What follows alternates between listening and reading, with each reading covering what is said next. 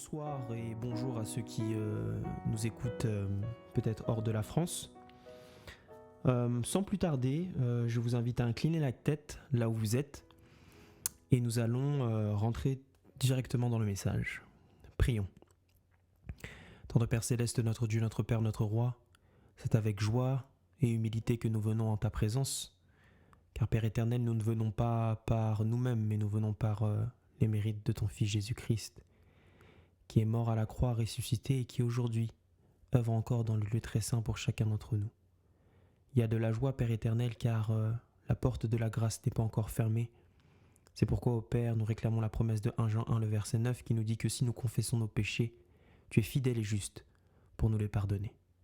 J'aimerais confesser mes péchés, Père éternel, ainsi que celles qui entendent et qui participent, afin que, tendre Père Céleste, ce programme te puisse être agréé et agréable.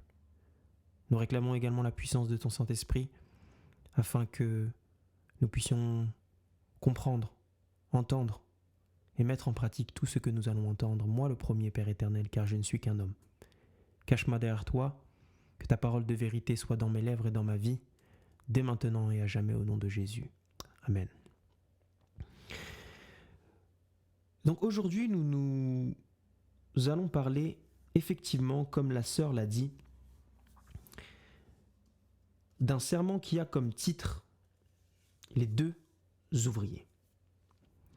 Et le texte de référence est effectivement Matthieu 24, le verset 46, qui dit « Heureux ce serviteur que son maître, à son arrivée, trouvera faisant ainsi ». Tout d'abord, avant de rentrer dans le vif du sujet, j'aimerais parler un petit peu du contexte de Matthieu 24. Matthieu 24, c'est un peu le livre de la révélation de Jésus-Christ, le livre d'Apocalypse, avant le livre de Révélation, ou le livre d'Apocalypse. C'est un chapitre plutôt qui est entièrement prophétique. Et si vous lisez quelques versets plus haut, les disciples vont demander à Jésus-Christ, mais quels seront les signes de ton avènement ? Et tout le chapitre de Matthieu 24 est dédié à cette réponse-là. Jésus-Christ va répondre aux disciples sur les événements qui doivent arriver, qui précèdent son second avènement, et également tout ce qui viendra avec. On en parlera peut-être tout à l'heure. Ici, dans ce texte, Jésus-Christ nous parle d'un certain serviteur qui leur a établi lui-même, si vous lisez le verset 45, qui nous dit « Quel est donc le serviteur fidèle et prudent que son maître a établi sur ses gens pour leur donner la nourriture au temps convenable ?» Je ne vais pas trop rentrer dans l'exégèse du texte pour gagner du temps.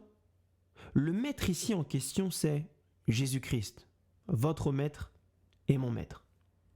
Le serviteur ici en question, c'est celui qui a été établi par son maître et donc qui sert son maître, Jésus-Christ. Et d'ailleurs, on pourrait remplacer le mot serviteur par ouvrier. Un ouvrier, c'est quelqu'un qui travaille pour un employeur. Le serviteur, c'est quelqu'un qui sert un maître. Donc le mot serviteur et ouvrier sont des mots dans la Bible qui sont interchangeables, ce sont des synonymes. Donc je répète, le maître ici c'est Jésus-Christ, le serviteur en question ici c'est l'ouvrier. Donc ce texte nous dit que Jésus a établi lui-même, et c'est lui-même qui le fait, c'est toute une étude ça, a établi un ouvrier ou des ouvriers qui à un moment donné vont être établis pour faire sa volonté dans les temps de la fin et qui seront en train de faire l'œuvre quand Jésus-Christ reviendra. Donc ici, l'ouvrier qui nous est décrit par Jésus-Christ, le serviteur, c'est le type d'ouvrier que Jésus a établi lui-même pour donner le bon message dans l'attente joyeuse de son retour. C'est ce dont vous et moi nous devons aspirer. Maintenant, je vous invite dans un autre texte, et j'espère que vous avez vos Bibles. Nous allons aller dans Luc 13, et on va lire à partir du verset 22. Luc 13, donc Matthieu, Marc, Luc 13, le verset 22. Et on va continuer à peu près jusqu'au verset 27. Jésus traversant les villes et les villages, enseignant et faisant route vers Jérusalem, Jésus-Christ nous donne le contexte ici. Le verset 23, quelqu'un lui dit « Seigneur, n'y a-t-il que peu de gens qui soient sauvés ?» Une question d'ailleurs qu'on peut tous se poser. Et regardons ce que Jésus-Christ répond, il leur répondit « Efforcez-vous d'entrer par la porte étroite. » Et d'ailleurs, je vais m'arrêter là 30 secondes. Vous remarquez que les personnes qui ont posé cette question à Jésus-Christ parlaient des autres, ne parlaient pas d'eux. Ils n'ont pas posé la question « Seigneur, est-ce que je vais être sauvé ?» Mais ils ont posé la question « Est-ce que les autres vont être sauvés ?» Et Jésus-Christ répond individuellement « Efforcez-vous de passer par la porte étroite. » Autrement dit, le salut est individuel, arrêtez de regarder aux autres, regardez d'abord à vous-même. Et ensuite, Jésus-Christ répond « Car je vous le dis, beaucoup chercheront à entrer et ne le pourront pas. Quand le maître de la maison se sera levé et aura fermé la porte. » Ça, c'est toute une étude aussi. Le maître de la maison, on l'a vu rapidement tout à l'heure, Jésus-Christ. Quand Jésus-Christ se sera levé et aura fermé la porte, et que vous, étant dehors, vous commencerez à frapper à la porte en disant « Seigneur, Seigneur, ouvre-nous ». Il vous répondra « Je ne sais d'où vous êtes ». Terrible déclaration. Alors vous vous mettrez à dire « Nous avons mangé et bu devant toi, et tu as enseigné dans nos rues. » Et le verset 27, « Et il répondra, je vous le dis, je ne sais d'où vous êtes. Retirez-vous de moi, vous tous ouvriers d'iniquité. » On a vu dans le verset précédent que Jésus-Christ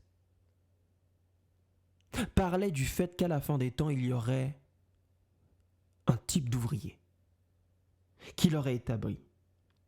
Mais voici donc dans Luc 13, il semblerait qu'il y ait l'introduction d'un autre type d'ouvrier, d'un autre type de serviteur qui est qualifié ici d'ouvrier d'iniquité. D'ailleurs, l'expression que Jésus-Christ reprend ici, ce n'est pas une expression qui est anodine les qualifiant, puisque c'est une expression qui a été reprise dans l'Ancien Testament, dans Psaume 59, le verset 2. Et je pourrais faire une exégèse de Psaume 59, je vous assure, puisque Psaume 59 déjà répond à la problématique que nous allons soulever tout à l'heure.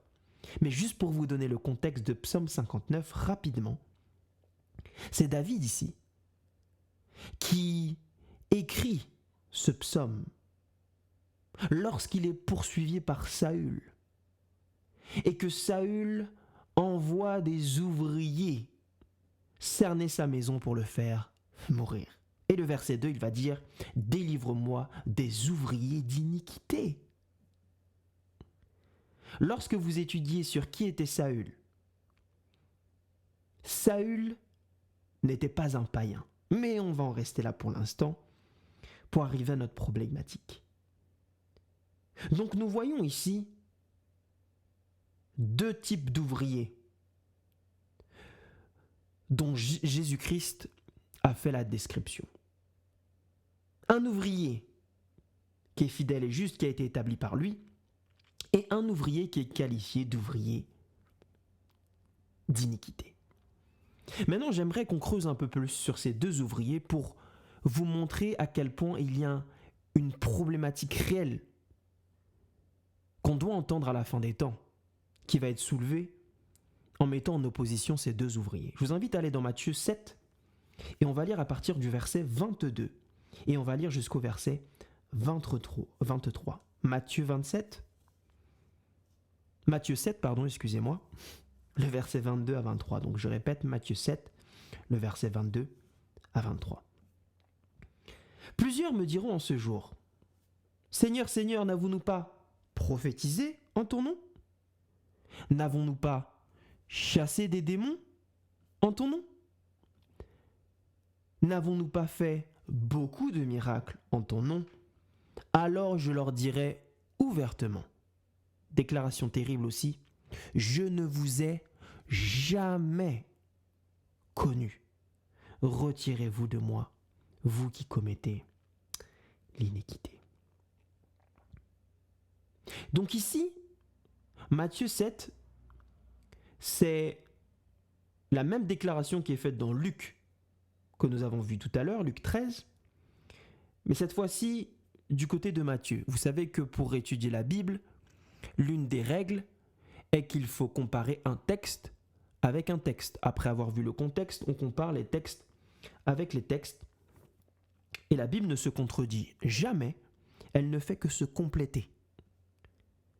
Et donc ici, le mot ouvrier d'iniquité n'est pas mentionné, mais par contre on reconnaît à la syntaxe qu'on parle des mêmes personnes. Ceux et celles qui vont dire Seigneur, Seigneur, n'avons-nous pas fait ceci, cela, ceci? Et Dieu va leur dire en gros, écoutez, je ne vous ai jamais connu, vous qui commettez l'iniquité. Donc déjà en lisant ce texte-là, sur les ouvriers d'iniquité, il y a un petit problème.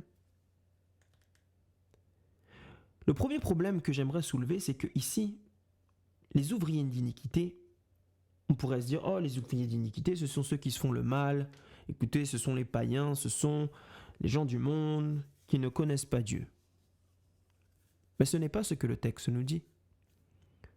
Le texte nous dit qu'ils ont prophétisé en son nom. Prophétiser, c'est-à-dire prêcher, chasser des démons, qu'ils ont fait des miracles par son nom. C'est-à-dire qu'ils connaissent le nom de Jésus-Christ. En tout cas, ils ont une conception de Jésus-Christ qui leur est propre. Mais publiquement, ils connaissent soi-disant Jésus-Christ. Mais Jésus-Christ, par contre, ne les connaît pas. Donc les ouvriers d'iniquité, très rapidement, ce sont des religieux, des chrétiens, des gens qui délivrent le message,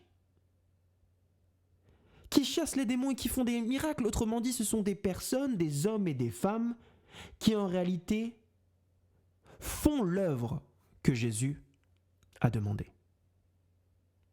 Cependant, je le répète, Dieu ne les a jamais connus. Et le mot « jamais » est très important. On ne parle pas ici des personnes qui, à un moment donné, ont été connues par Dieu et qui, dès le début, leur œuvre n'a jamais été validée par Jésus. Bref, Dieu ne les reconnaît pas comme les siens. Donc vous voyez que les ouvriers d'iniquité, ce sont des religieux d'apparence. Ils font l'œuvre. Et les ouvriers venant de Dieu, ce sont aussi des religieux qui font l'œuvre, qui prêchent même le message. Donc il semblerait que ces deux ouvriers, à vue d'œil, se ressemblent énormément. Alors la problématique est la suivante, mes frères et sœurs. Comment les différencier? Comment faire la différence entre un ouvrier d'iniquité et un bon ouvrier qui est établi par Dieu? Et c'est un appel qui est solennel que je vous lance, puisque ce n'est pas un appel qui vient de moi, mais c'est un appel qui vient de Jésus-Christ, puisque dans Matthieu 24, la première réponse que Jésus-Christ va donner aux disciples lorsqu'ils vont lui demander « Mais quels seront les signes de ton avènement ?» Il leur dira « Prenez garde que personne ne vous séduise. » Autrement dit, prenez garde à quel type d'ouvrier est en face de vous, à quel type d'ouvrier vous écoutez ou même à quel type d'ouvrier vous êtes. Parce que personne ne doit vous séduire. Alors comment les différencier? On va rester sur le texte de Matthieu 7, le verset 22, et on va donner la première réponse que Jésus-Christ nous donne. En tout cas, une des réponses pour les différencier. Rappelez-vous, dans Matthieu 27, dans Matthieu 7, les personnes vont dire « Mais Seigneur, nous avons fait ça, nous avons fait ci, etc. » La première remarque que j'aimerais vous donner sur ce texte, c'est que déjà, la différenciation entre les deux n'est ni dans la prêche, parce qu'ils ont prophétisé en son nom. Et ça, c'est très très très important, parce qu'à mesure, on n'a pas le temps de le démontrer, mais à mesure que le temps approche, le temps de la fin approche, même dans le message, ça devient très très très difficile de se différencier de ces ouvriers-là. La différenciation donc ne se fait pas tant que ça dans la prêche, même si. Elle ne se fait pas dans les miracles et ni dans le fait de chasser des démons. Ce qui veut dire que Jésus-Christ est en train de dire ici que la différenciation ne se fait pas dans ce qui se voit à l'œil nu,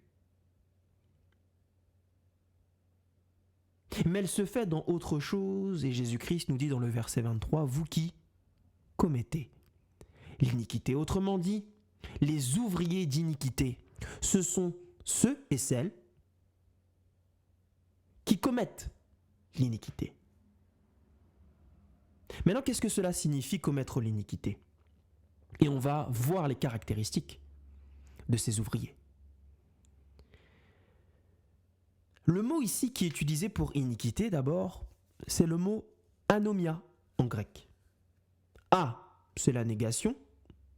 Nomia, c'est la loi en tant que telle. Donc anomia signifie littéralement être sans loi. C'est-à-dire soit par ignorance, comme le Strong nous le dit, donc le mot original nous le dit, soit en le violant délibérément. Mais dans tous les cas, ces ouvriers semblent être sans loi. N'est-ce pas intéressant, mes frères et sœurs, qu'aujourd'hui, dans le christianisme, il y a cette doctrine, ce dogme, qui nous dit qu'aujourd'hui, peut-être la loi serait abolie, que les 10 commandements qui ont été écrits du doigt de Dieu a été aboli à la croix, alors que clairement la Bible déclare que non. Je ne vais pas faire la démonstration ici.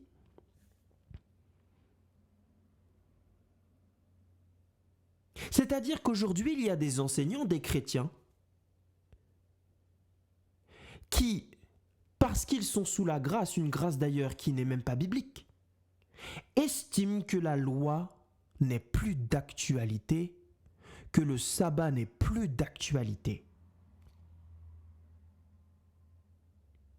Ils sont en réalité donc sans quoi? Sans loi. Ils sont anomia. Première caractéristique que Dieu donne, que lorsque vous avez des ouvriers qui enseignent et vivent comme si la loi n'existait pas, mais qui continuent néanmoins à prophétiser, à chasser les démons, à faire des soi-disant miracles, alors la Bible nous dit qu'en réalité Dieu ne les reconnaît pas comme ouvriers, du moins pas comme bons ouvriers, mais comme des ouvriers d'iniquité. Ce sont des personnes qui prêchent, qui font l'œuvre, tout en réalité en rognant Jésus-Christ. Première caractéristique des ouvriers d'iniquité. Maintenant, lorsqu'on parle de commettre l'iniquité, ça va beaucoup plus loin que je pêche et je suis sans loi. Je vous invite à aller dans 1 Jean 5, le verset 17, pour qu'on comprenne d'abord qu'est-ce que l'iniquité très rapidement. 1 Jean 5, le verset 17. 1 Jean 5, le verset 17. La Bible nous dit ceci. Toute iniquité est un péché. Et il y a tel péché qui mène à la... Il y a tel péché qui ne mène pas, à la mort. Ce qui nous intéresse, c'est la première partie du verset qui dit que toute iniquité est péché. Autrement dit, l'iniquité, c'est péché. Qu'est-ce que le péché? 1 Jean 3, le verset 4. Le péché, c'est la transgression de la loi. Vous allez voir que dans toute la Bible, et je vous invite à regarder, et je vais vous donner les textes, Jérémie 3, le verset 13, Jérémie 30, le verset 15, Romains 4, le verset 7, et plein d'autres versets, le mot iniquité et péché sont interchangeables dans la Bible. Interchangeables. Ce sont des synonymes. Ok ?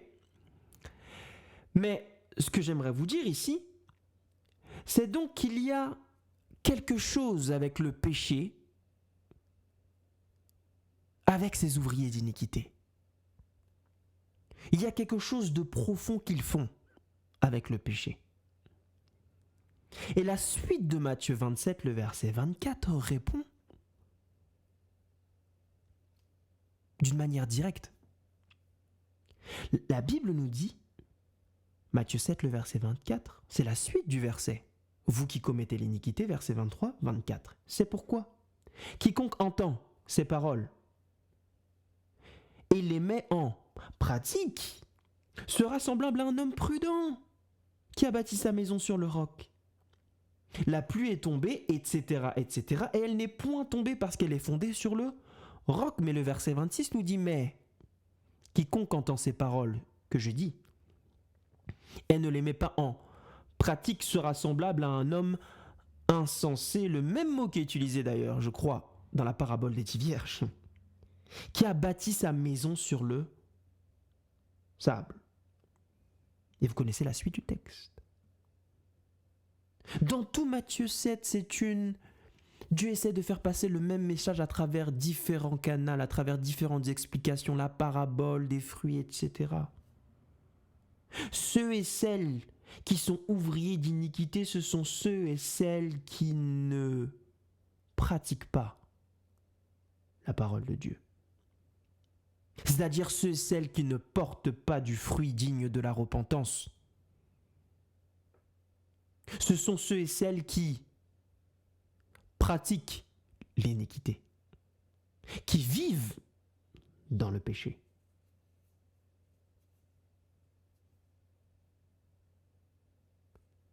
Remarquez bien que les deux entendent la parole. Ce n'est pas tout d'entendre, mes frères et sœurs. C'est la pratique qui va déterminer dans quel camp vous êtes. Le bon ouvrier, c'est celui, mes frères et sœurs, qui pratique la parole de justice. L'ouvrier inique, l'ouvrier d'iniquité, c'est celui qui peut prêcher le bon message. Waouh, génial. Qui fait l'œuvre. Waouh, il guérit des malades, je suis impressionné. Mais en réalité, qui ne pratique pas les œuvres de l'esprit. Autrement dit, il y a un décalage chez ces ouvriers iniques entre leur ministère public et leur vie privée. J'aimerais répéter ça. Les ouvriers d'iniquité, ce sont ceux et celles où il y a un décalage entre leur ministère public, leur profession publique, leurs œuvres publiques et leurs œuvres privées. J'aimerais vous raconter rapidement une petite histoire. C'est une histoire qui est sortie il n'y a pas très longtemps à propos de Kirk Franklin. Vous connaissez tous Kirk Franklin, pionnier du gospel, contemporain, j'appelle ça comme ça. Kirk Franklin, celui qui a chanté avec Kanye West. Bref, vous connaissez Kirk Franklin. Kirk Franklin est quelqu'un qui a un ministère et qui se présente comme tel, qui se présente comme un leader spirituel. Et je vais raconter cette histoire-là, pas pour le juger, mais juste pour vous raconter pour que ça nous interpelle. Récemment, il y a une histoire où il y a un audio qui a été mis publiquement, où il avait une discussion avec son fils. Et lorsqu'on entend la discussion avec son fils, Kirk Franklin, mes frères et sœurs, insultait profondément son fils. Maintenant, j'ai envie de dire, oui, effectivement, ça arrive d'avoir des disputes. Pas de problème. Mais la manière dont tu lui as parlé, ça montre. Et d'ailleurs, son fils l'a déclaré aussi, que c'est une habitude qu'il a. Maintenant, en tant que leader spirituel, quand on donne beaucoup, c'est ce que la Bible dit, alors Dieu, qu'est-ce qu'il fait? Il en attend beaucoup. Quand l'audio est sorti, on a clairement vu un décalage entre quoi? Sa vie publique et sa vie privée. Comment se fait-il que quelqu'un, et je ne le juge pas, c'est une question que je mets dans nos têtes, comment se fait-il que quelqu'un qui élève l'amour de Jésus-Christ, parfois à un tel niveau dans ses chansons, qui prêche, qui fait des miracles, qui soi-disant change la vie des personnes et tout le monde le regarde comme waouh, mais qui dans son foyer, mes frères et sœurs, n'est pas du tout un exemple. Décalage entre son ministère public et sa vie privée. Maintenant, est-ce que c'est un ouvrier d'iniquité? C'est à vous de le dire, pas à moi. C'est à vous de le voir au travers de la parole. Il y a l'histoire de Ravi Zacharias qui est le plus grand apologétiste, je crois, du 21e siècle. Quelqu'un qui... un grand esprit. Quelqu'un que j'ai lu, quelqu'un que je lis toujours d'ailleurs. Mais il y a une histoire qui est sortie après sa mort. Ils ont découvert, et le ministère d'ailleurs s'est excusé, Zrim, parce que c'est confirmé. Cet homme-là violait des chrétiens, des chrétiennes, sous prétexte qu'il leur donnait des études bibliques. Ils ont découvert après sa mort des photos de femmes nues dans son portable, de jeunes filles. Pourtant, dans son ministère public, waouh!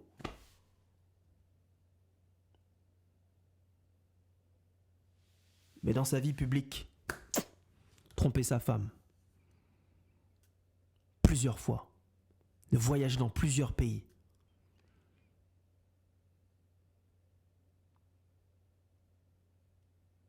Vous imaginez? Et les deux exemples que je vous donne ne sont pas anodins puisque Ellen White nous dit qu'être missionnaire au foyer doit être la première préoccupation de notre vie. Chez ces personnes-là, et je ne les juge pas, Dieu est le seul juge. Mais l'œuvre missionnaire, c'est les ouvriers d'iniquité. L'œuvre missionnaire est plus avancée malheureusement chez eux que l'œuvre de l'esprit.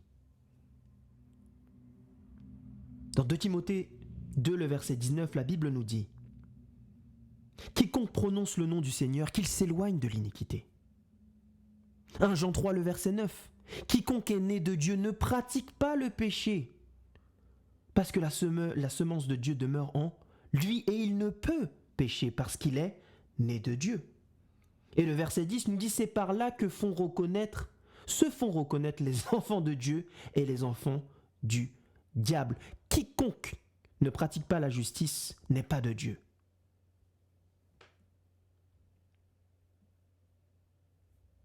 Les ouvriers d'iniquité. La différence, mes frères et sœurs, se fait sur le caractère, sur le fruit. Ne soyons pas séduits par ce que nous voyons ou nous entendons, par l'éloquence ou par autre chose. Mais soyons, mes frères et sœurs, interpellés et vigilants sur les fruits.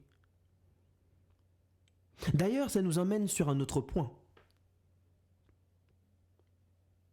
et qui va conclure.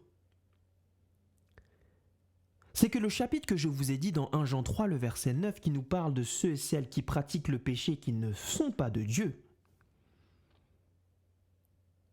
Ce chapitre, vous savez, nous parle de qui? D'une histoire en particulier, de Caïn et Abel.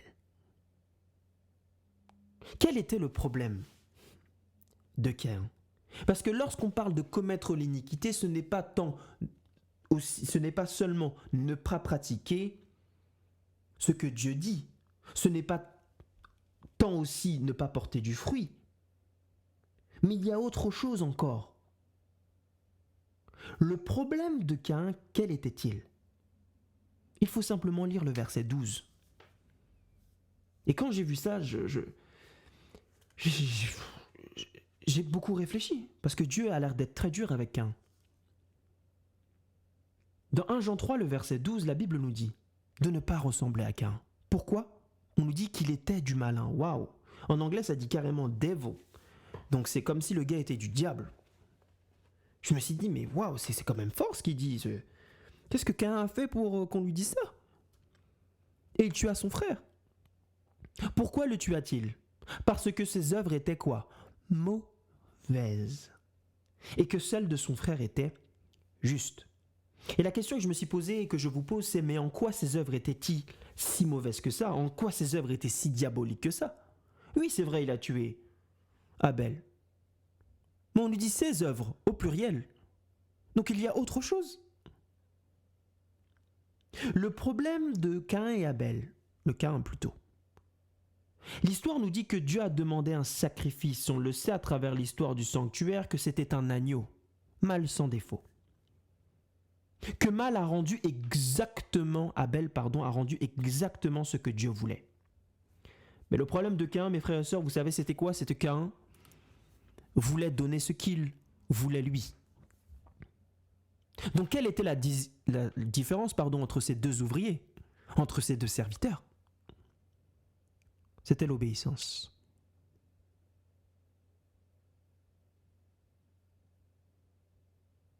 Mais j'aimerais donner un petit détail sur l'obéissance. C'est que Caïn, c'est pas comme s'il n'avait pas totalement obéi. Même si ne pas obéir totalement, c'est désobéir totalement. Mais Caïn a pris une partie de ce que Dieu avait dit et a rajouté ce qui lui plaisait. C'est l'une des caractéristiques d'un ouvrier d'iniquité. C'est-à-dire qu'à un moment donné, Caïn a parlé de son propre chef. Il a voulu donner à Dieu ce qu'il voulait lui. Il savait qu'il fallait faire un sacrifice, il a obéi. Mais il a twisté la parole de Dieu. Il a rajouté quelque chose. Et il a enlevé quelque chose. Et il pensait que ça allait passer auprès de Dieu. Mais est-ce que c'est passé? Non.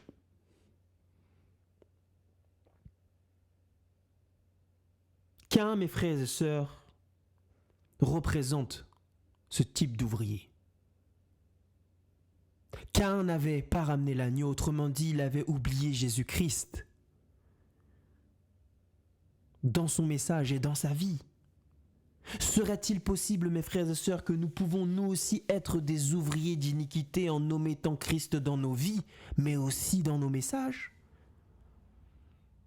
Dans Message évangélique, la page 156, le paragraphe 2, Ellen White nous dit « L'offrande de Caïn fut une offense à Dieu, parce que c'était une offrande sans Christ. » Vous imaginez?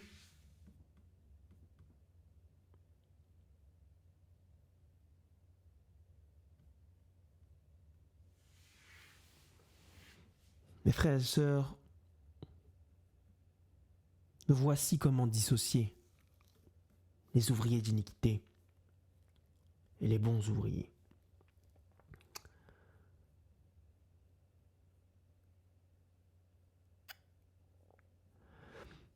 La question que j'aimerais vous poser,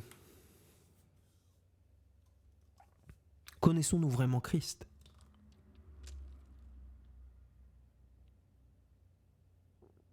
Parce que les ouvriers d'iniquité, lorsque Jésus-Christ dit qu'il ne connaissait pas les ouvriers d'iniquité, bien sûr qu'il les connaissait, Dieu connaît toutes choses. Mais lorsqu'on parle de connaître dans la Bible, c'est comme si Jésus-Christ disait aussi qu'il n'agréait pas leurs œuvres. Donc Jésus-Christ nous connaît, mais nous, connaissons-nous-le véritablement? Parce que la Bible nous dit dans Jean 17, le verset 3, qu'ils te connaissent, ou la vie éternelle, c'est qu'ils te connaissent, toi, le seul vrai Dieu, et celui que tu as envoyé, Jésus-Christ. Alors de quel type d'ouvrier êtes-vous? Quel type d'ouvrier écoutez-vous? Êtes-vous de ceux qui entendent, partagent, mais ne pratiquent pas? Et c'est une question que je me pose à moi aussi. De ceux qui délivrent un message sans Christ? De ceux qui ne partagent qu'à moitié ce qu'il est écrit, et puis l'autre partie, c'est ce que je pense? de ceux qui professent mais en réalité renient la piété, de ceux qui disent peut-être connaître Dieu, mais en réalité sont des totales inconnus à Dieu? Ou êtes-vous de ceux et celles qui, en plus de partager la lumière, êtes des lumières, qui représentent fidèlement le caractère de Jésus-Christ, qui élèvent Christ dans leur message à un tel point que les gens autour de vous, dans vos prêches et dans votre vie, disent que vous ressemblez à Jésus-Christ, qui servent Dieu en public et qui l'honorent en privé dans leur foyer, dans leur famille, qui connaissent Dieu, mais surtout que Dieu les connaît. Car Christ, mes frères et sœurs, et je vais terminer, ne viendra chercher qu'un seul groupe, qu'un seul type de chrétien, qu'une seule Église. Ce seront ceux et celles qui auront son caractère. Rien de plus, rien de moins. Ce n'est pas ceux et celles qui feront le plus de bruit. Ce n'est pas ceux et celles qui seront les plus populaires. Ce ne sont pas ceux et celles qui en font le plus. Ce seront simplement ceux et celles qui auront le caractère de Jésus-Christ fidèlement représenté. Vous savez pourquoi ? Parce que dans Jean 15, le verset 15, la Bible déclare « Si vous m'aimez, gardez mes commandements ». Autrement dit, mes frères et sœurs, l'amour vient avant l'obéissance, qualité du vrai ouvrier. Le faux ouvrier fait des choses religieuses pour montrer qu'il aime Dieu. Mais le vrai ouvrier aime et donc fait l'œuvre de Dieu. Aimez-vous, mes frères et sœurs, réellement Christ ? Avez-vous cet amour qui motive chaque action dans vos vies ? Êtes-vous un ouvrier d'iniquité ou un bon et fidèle serviteur que Jésus-Christ viendra chercher? Je prie pour que nous faisions partie des bons ouvriers au nom et par le sang de Jésus-Christ. Amen.